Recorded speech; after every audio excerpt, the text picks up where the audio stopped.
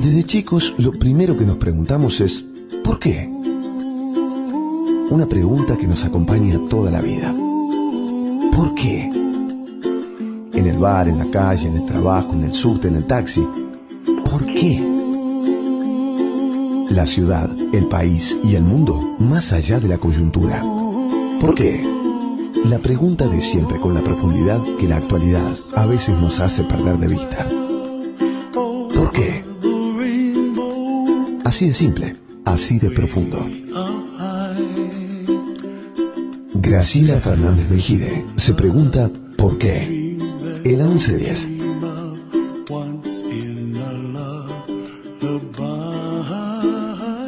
Hola, buenas tardes, soy Graciela. ¿Cómo están ustedes? Buen domingo. Y les quiero contar, a lo mejor ustedes ya lo registraron, en la Argentina 295 mujeres fueron asesinadas durante 2013 como consecuencia de la violencia de género. Es decir, un femicidio cada 30 horas. La cifra creció un 16% en relación con el año anterior, según un estudio de la Casa del Encuentro. Junto con mis colaboradores, Pablo Marmorato y Uriel de Simoni, que están en la producción, y con Nicolás Reynoso, que nos brinda la operación técnica, y dos invitadas de lujo, como son Inde Pomeraniec, ¿no? Sí, como quieras, Pomeraniec, es lo mismo. Y Diana Mafía. Vamos a trabajar sobre este tema. Inde es periodista y es escritora, es licenciada en letras, trabajó en Clarín como editora de cultura y de política internacional, y también trabajó en Canal 7, dirigió la editorial Norma durante 4 años y medio, y es autora de varios libros, Katrina, Postales de la Era Putin y Blackie, etcétera, muchos más, y si usted quiere, búsquelos. En la actualidad es columnista del diario La Nación y de Arriba Juan, acá en esta radio también. Radio. Y Diana Mafía es política, doctora en filosofía, fue diputada de la Ciudad de Buenos Aires, es directora del Observatorio de Género en la Justicia del Consejo de la Magistratura de la Ciudad de Buenos Aires, y ella fue quien instituyó, o bajo su estímulo se instituyó el premio Raquel Lieberman, que otorgó la legislatura porteña como reconocimiento a quienes luchan por frenar la violencia de género. Y como titular de la Comisión de Mujer, Infancia, Adolescencia y Juventud, creó numerosos proyectos para el cuidado de niñas, niños y adolescentes. ¿Está bien, chicas? Muy bien. Bueno, mirá lo que es Diana, ¿eh? Mirá lo que es. Nos deja la petilla, actividad, ¿no? De Diana. Impresionante. De lujo, dirían un chef conocido. Bueno, vamos a meternos con el tema. ¿Quieres empezar, Diana? Vos partiste mencionando las cifras de la Casa del Encuentro. Y quiero hacer 2 comentarios al respecto. Dale. Bueno, o 3. Primero, el primer premio Raquel Lieberman se le otorgó justamente a la Casa del Encuentro, una ONG que trabaja con temas de violencia contra las mujeres desde hace muchísimos años y que ha ido profundizando algunas cosas que están ausentes en la agenda. La cuestión de las mujeres víctimas de trata y de explotación sexual, y las mujeres víctimas de femicidios. Quiero decir que ambas cosas, las mujeres víctimas de trata y las de femicidios, son obligación del Estado, es una protección que el Estado debería brindar, y que las cifras que da la Casa del Encuentro y que vos acabás de mencionar y son escalofriantes, casi 300 mujeres, en realidad hace unos pocos días tuvimos una clase con Fabiana Túñez, que es la directora ejecutiva de la Casa del Encuentro en el observatorio, donde ella mencionó que en lo que va del año, es decir, estos primeros 3 meses, está habiendo aproximadamente un femicidio por día. Es decir, que nos vamos a encontrar al final del 2015 con una cifra todavía peor. Los femicidios están aumentando, y cuando hablamos de femicidio hablamos de un 60% de casos en los que la víctima es víctima en manos de su pareja o expareja, es decir, de una persona muy cercana, afectivamente ligada, con lo cual los resguardos posibles son muy escasos. La presencia del Estado también es muy escasa. Es decir, es una persona en la que o se confía o se confió. Exactamente, y en una cantidad importante de casos, fueron denunciadas previamente situaciones de violencia, es decir, que la mujer muere después de haber denunciado reiteradamente a la policía o a la justicia la violencia de la que era objeto. Y no se logra resguardar a esa víctima que termina muerta. Hay en esta revelación que hace la Casa del Encuentro ya desde hace 7 u 8 años, que viene haciendo el seguimiento todos los años, ellas aclaran que lo que hacen es un seguimiento de medios de comunicación, es decir, lo que hacen es la cantidad de asesinatos de mujeres. Lo que aparece publicado. Que aparece registrado en un medio de comunicación. Han ido ampliando los medios de comunicación, como para ver diarios del interior, por ahí noticias que no aparecen en la enorme ciudad de Buenos Aires. Pero no son cifras oficiales. No son cifras oficiales. Lo que ha hecho, y yo creo que ahí hay una especie de mala praxis política, es que muchas veces se ha ayudado a la Casa del Encuentro financiándole una parte de su trabajo. Desde el punto de vista del gobierno, digamos. Sí, puede ser que tanto el gobierno nacional o el gobierno de la ciudad han subsidiado una parte de este trabajo de investigación sobre medios. Sí, sí. Ahora, ¿cuál es la diferencia? La diferencia es que si hiciéramos desde el Estado esta investigación, podríamos ver qué pasa con el servicio de ambulancias públicas, qué pasa con las guardias de hospitales, qué pasa con las mujeres que mueren después de un tiempo, ¿no? En el mismo momento son asesinadas. Otra clase de seguimiento. Un seguimiento formal, oficial, con la Policía Federal, con las policías locales. Y que el único que tiene los medios para hacerlo completo es el Estado. Obvio, Ahora, Diana, lo que llega a los medios de comunicación es una ínfima parte. Entonces, estamos presentando como total una cifra que es una muestra, que es la que aparece en los medios. Es importantísimo el trabajo que hace la Casa del Encuentro, porque es la única organización que se ha tomado. Digamos que esto no es en detrimento de su trabajo, sino como exigencia a que tomen otras responsabilidades. Exactamente. Ahora, en estos días también circulaba mucho lo que se había gastado desde el Estado en relación a la prevención de violencia de género, y se llegaba a la conclusión que eran 0,80 centavos por mujer. Sí, si uno lo calcula alrededor de Fútbol para Todos, y cuántas personas ven Fútbol para Todos, y entonces cuál es el gasto por persona, como cuando la gente que no quiere universidad pública y gratuita hace el cálculo del costo por estudiante, por graduado universitario, que le cuesta a la Universidad de Buenos Aires o a las universidades públicas un graduado.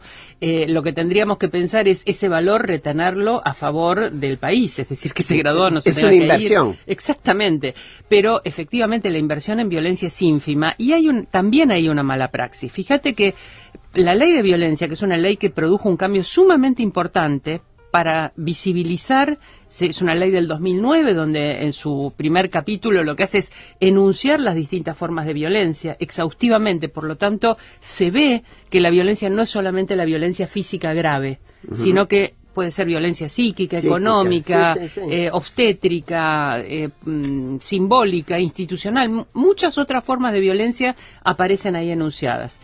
Se tardó muchísimo en reglamentar esa ley. Y ¿por qué no paramos un cachito ahí? Diana, Inde, ¿por qué imaginan ustedes que se tarda en reglamentar una ley que ya está votada? No es un tema político de competencia, sino de decisión oficial. Yo escribí sobre eso cuando fui diputada, hice un cálculo de cuáles eran todas las leyes sin reglamentar que había tenido la ciudad de Buenos Aires. De las prioridades, ¿no? Las prioridades políticas que no son necesariamente las que uno considera. Es que muchas veces se logra la negociación. O hay ideología también detrás. Bueno, claro, pero por lo mismo, claro. Porque fíjate lo que pasa con una ley no reglamentada. Es peor que una ley vetada.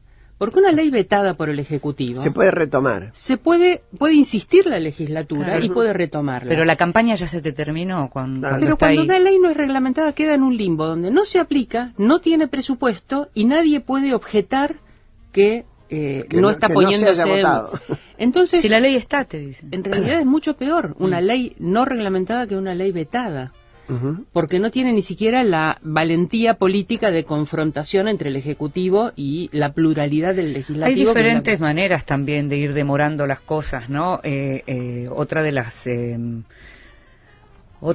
deudas, lo que se considera como deudas de la democracia con las mujeres, tiene que ver con la despenalización del aborto, y es algo que también cada tanto de pronto te aparece una comisión, llama, hay como una cuestión formal, se discute, se habla. ahí queda. Se usa como moneda de lo cambio. que le pasó al nuevo ministro de Ni Salud. que hablar, a Goyán, Salió, claro. abrió la boca y se la cerraron. Solo dijo que iba a haber un debate Maduro y se la cerraron de un andar. No va a haber ningún debate, ni Maduro ni nada, Maduro. claro. Ni Y chavista. también le pasó en su momento a Graciela Ocaña, porque Graciela Sí, sí, Ocaña sí. estaba, digamos, ella personalmente a favor de discutir la despenalización y de reglamentar la atención del aborto no punible, y la indicación fue salir a desmentir que fuera un tema pertinente al Ministerio de Salud, lo cual es mucho peor. Ella dijo, acá hay un problema penal, no es un problema como corresponde tomarlo de salud pública y de derechos humanos. Pertinente, obviamente, para el Ministerio de Salud de la Nación. Por supuesto, claro. Por eso digo que hay como reglas políticas que van más allá de lo que consideremos las prioridades. Que no están explicitadas. A mí pero me son interesa tácitas. lo que mencionaba recién Diana Sí, en sí, relación al fútbol para todos, porque hace ya 2 años yo escribí una nota a propósito de un hecho que había ocurrido en otro país, pero lo traje también para acá en relación a las campañas por la violencia doméstica, por la violencia contra las mujeres en general, en donde se insistió mucho en campañas que tienen que ver con las mujeres, es decir, denuncie, no esté al lado de un hombre golpeador, pero en algunos países, y con buenos resultados, se insiste en la campaña con los hombres. Claro. Un no es no, cuando una mujer dice no es no. O sea, esas campañas que uno hace desde su casa con sus hijos y que uno pretende Esperá, que se haga... ¿cuándo las hacen? Sí, Porque no nos olvidemos que el machismo en algún lado se gestó. por supuesto. ¿No? Por supuesto. Después hablamos de esto. Pero en En relación... algún lado se transmite, ¿no? Sí, sí, no, se transmite. Es una cuestión ideológica y no hormonal. Y se Varones y transmite. mujeres No, pueden ser tenés machistas. razón, pero se no es que se transmite. gesta en la No, no, educación. se Porque transmite. es responsabilidad Tenés de las razón. mujeres de su propia Sí. sacrificio Perdón, personal. No, me te refería a que en interrumpí. ese momento, en esa nota, yo recuerdo que haber dicho que teniendo un programa como fútbol, una serie de programas como Fútbol para Todos, con un público cautivo, desde los más chiquitos hasta los más grandes, hombres de todas las edades, era el momento Ideal. perfecto, ideal para hacer campañas en contra de la violencia en contra de las mujeres. O sea, más que eso, si vos crees que alguien me llamó, me preguntó o tomó la idea, nada, hubo campañas. Porque el objetivo era otro. El objetivo es que la gente que vea el fútbol para todos vea la propaganda que se pone y una satisfacción Ahora están pasando inmediata. fragmentos del foro de pensamiento. Así que al Claro. menos hay algo un poco más... Sí, pero no deja de ser de lo mismo, digamos. Yo recuerdo que la Casa del Encuentro en su momento hizo un esfuerzo para que parte de las campañas que tenían que ver con la búsqueda de chicas desaparecidas para trata y prostitución, el hecho del consumo de prostitución es algo de lo que hay que hablar con los varones, no simplemente las mujeres, cuidarse, cuidar a sus hijas. No, porque siempre pones la responsabilidad en quien suele ser víctima. Exactamente, Claro. exactamente. Y bueno. Como sos la víctima, entonces sos la que se tiene que cuidar. Lo mismo pasa con el aborto o pasa, volviendo al tema que mencionabas, con la anticoncepción. ¿Por qué son las mujeres las que tienen que cuidarse? Porque son la víctima. Entonces, lo razonable sería pensar en no ocultarlas, en no encerrarlas, en no decirles... Yo me acuerdo una vez... una anécdota de Golda Meir. Había ido a Estados Unidos, una gran política, ¿no? Una mujer de las que escasamente se dan en los liderazgos políticos. Va a Estados Unidos y le dicen que no salga después de la tarde, de las 7 de la tarde, porque había muchos violadores en la calle. Entonces había mucha violencia.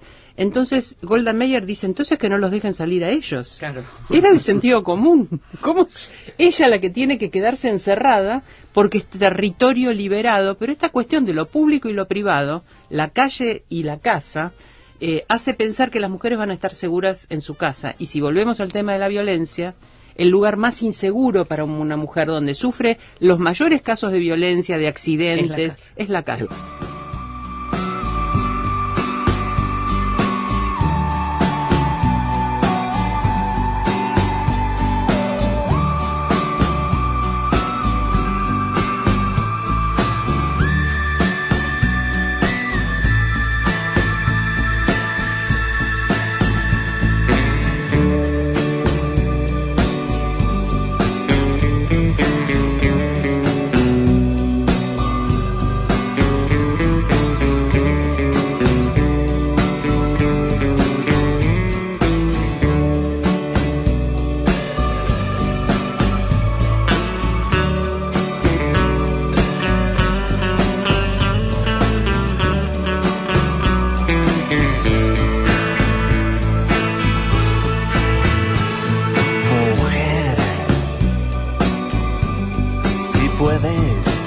Dios hablar. Pregúntale si yo alguna vez te he dejado de adorar. Mujer, si puedes tú con Dios hablar. Pregúntale si yo alguna vez te he dejado de adorar.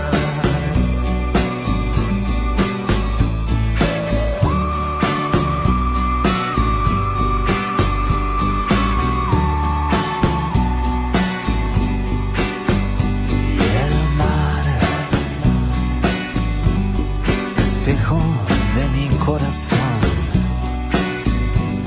las veces que me ha visto llorar, la perfidia de este amor. Bueno, un bolero genial, dulcísimo, romántico. A veces estas cuestiones se ven interrumpidas por la pura violencia, ¿no es cierto? Cuando parece ser todo tan romántico. Yo les voy a empezar a pasar direcciones a donde se puede denunciar hechos de violencia hacia la mujer. Hay una que ha creado la Corte Suprema de Justicia en la calle Lavalle 1250, que atiende las 24 horas todos los días y cuyos números son, anótelo, 4370-4600. Repito, 4370-4600. Y los internos son 4510 hasta el 45114. Es decir, que son 14 internos. 4510 hasta el 14. Sí. A ver, decilo. 4 internos. 1-0. 4 internos. Del 10 al 14. Perdón, ¿qué dije yo? 14 internos. Uy, Dios. Perdonen. Iban a buscar los que faltaban. Menos mal que Diana está atenta, más atenta que yo. Lo mío son los números. Claro. Bueno, esta que intervino y me corrigió muy bien y oportunamente es Diana Mafía, y estamos hablando con ella y con Inde Pomeraniec. Y te voy a preguntar a vos, Inde, siendo periodista, obvio, sos mujer, informada, transitas el mundo, ¿por qué te interesaste en el tema de la mujer? A ver, en general, en los últimos años, cuando se empezó a hablar del periodismo militante, a mí me gusta decir que yo también soy periodista militante, pero que milito por causas, no por gobiernos. Y la mujer es uno de esos temas, como los chicos es otro de esos temas, como los viejos es otro de esos temas, como las minorías es otro de esos temas, acá o en el mundo, digamos. Claro. El tema de las mujeres, los derechos de las mujeres, las dificultades de acceso de las mujeres a determinadas cuestiones, me preocupan porque soy mujer, porque soy ciudadana, porque soy mamá, mujer. Tengo una hija mujer. Me gusta pensar que el mundo que vaya a quedar sea un mundo mejor. Yo no tuve un mundo tan malo como los que tuvieron seguramente mis familias, mis ancestros. Mi hija está mucho mejor y espero que mis nietos estén mucho mejor. Y me parece que en ese sentido es importante. De hecho, tengo una hija que es profundamente feminista, infinitamente feminista, que cree que yo soy una retrógrada total con montones de cosas y que me corrige todo. Yo cada vez que tengo que pronunciar algo en relación a cuestiones de género, siempre le pregunto a ella, que tiene 18 años, pero sabe muchísimo más que yo porque es un tema que la tiene siempre muy preocupada. Pero además, me parece que es como que son... Me gusta encontrarle ángulos, ¿sabes? Me gusta, por ejemplo, así como me gusta encontrar el ángulo económico a la cultura, también hay ángulos económicos en lo que tiene que ver con las mujeres, la educación, el trabajo de las mujeres. ¿Cómo es eso? Claro. Si ya no les importa por una cuestión de sensibilidad, les puede por importar por el lado económico, algunos en algunos casos, en algunos gobiernos, en algunos países, en algunas sociedades. Una mujer educada puede aportar a la economía de un país mucho más que una mujer no educada. No, por cierto. Y en ese sentido, lo que tiene que ver con la educación de las mujeres es fundamental. Bueno, de hecho, ya se sabe que están en este momento, hay un promedio de un 30% más de mujeres en las universidades que los hombres, digamos. Bueno, ahí tiene que ver también con una situación de demanda del hombre al trabajo, ¿no? Abandonan Sabés que no es no necesariamente. No es solo eso, no, lo que está pasando es que efectivamente las mujeres se están sacrificando en ese sentido mucho más y esforzándose. y tienen una cosa de muchísima más aplicación y esfuerzo en todos lados, y de hecho, como todas las minorías que han pero sido es así, oprimidas. oprimidas. Es así.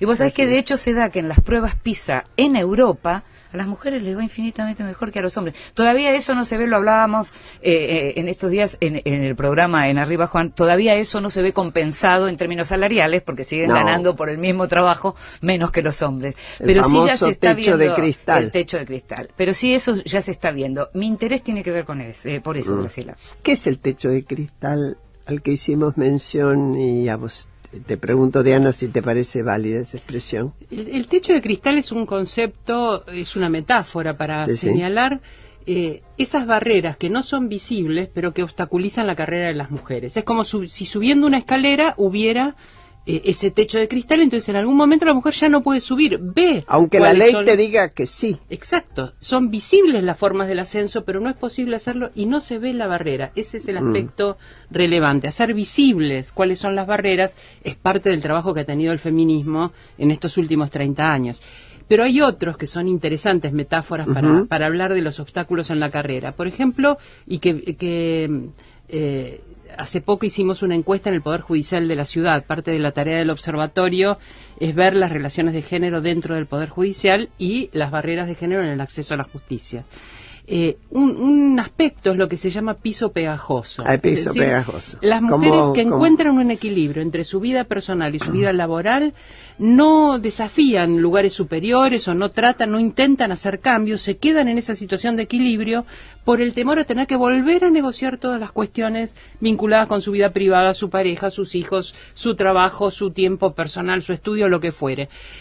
Una cosa que notamos en el Poder Judicial es que las mujeres comienzan a ir mayormente a concursos para ascender en su carrera judicial después de los 45 años. Cuando ya mientras que los varones, tareas... cuando además la maternidad ya... Cuando criaron a sus hijos y ya pueden entonces desafiarse profesionalmente. Mientras que los varones, entre los 25 y los 35 es cuando hacen los concursos, lo veo en colegas, ¿no? Claro, claro. Y hay una etapa que son los 60 años en que los varones ya no concursan y las mujeres sí. Que es interesante también pensar que la mujer se ha programado su carrera a lo largo de su vida laboral, mucho más lejos, con curvas que van en descenso y en ascenso según la crianza de los hijos, pero no con menos productividad. Que eso también tiene que ver con la cuestión económica. Es notable, uno lo ve, hay cada vez más cantidad de mujeres juezas y fiscales, que antes no era habitual, y en ¿no? los tribunales superiores, tomando esa profesión, ¿no? Sí, ahora lo de la brecha sigue existiendo en general en la fuerza laboral, y lo que estamos viendo, uno ve muchas mujeres en la política, en la Argentina está la ley de cupo, y uno ve en los distintos países, incluso latinoamericanos, mujeres en la presidencia, pero en lo que tiene que ver, por ejemplo, en la Argentina, leía un informe de Mercedes de Alessandro en estos días, en la Argentina solo el 7% de las cabezas de las empresas son mujeres. Sí, efectivamente hay lugares donde todavía... Un 7% es muy poquito. Se habla de la y se flexibilidad. retrocedió, Los otros días estaba leyendo un artículo donde hubo momentos de mayor presencia femenina. Yo tengo una impresión, y a ver qué les parece a ustedes. En general, las mujeres y los niños han sido los últimos en entrar al campo de los derechos. Cuando la torta de los derechos se achica, los primeros que saltan son los últimos que entraron. Y esto está ligado a la economía y a una cuestión permanente todavía de prevalencia de la... Un imaginario. Claro, un imaginario que va a costar mucho llevarlo, porque creo que es atávico, va a costar mucho eliminarlo o limarlo o hacerlo disminuir, de los valores del hombre comparativamente superiores. Eso es algo que me parece es que interesante lo que tiempo. decís, porque hay un informe de la OIT que dice que se hizo, digamos, un relevamiento en donde la conclusión era que 4 de cada 10 personas creían que si hay una cantidad limitada de puestos de trabajo, hay que dárselas a los hombres. 4 de cada 10 todavía piensan eso, como que la figura del proveedor es la figura del hombre, cuando en realidad en muchos de nuestros países son las mujeres las que están llevando el dinero para que las familias Pero fíjate, perdón, hay una cuestión en el tema alimentario en los sectores con grandes dificultades. En general come primero el hombre, después los niños y última la mujer, lo que queda. Hay un refrán en el norte: cuando la comida es poca, a la niña no le toca. Tremendo. Bueno, es un refrán que refleja esto.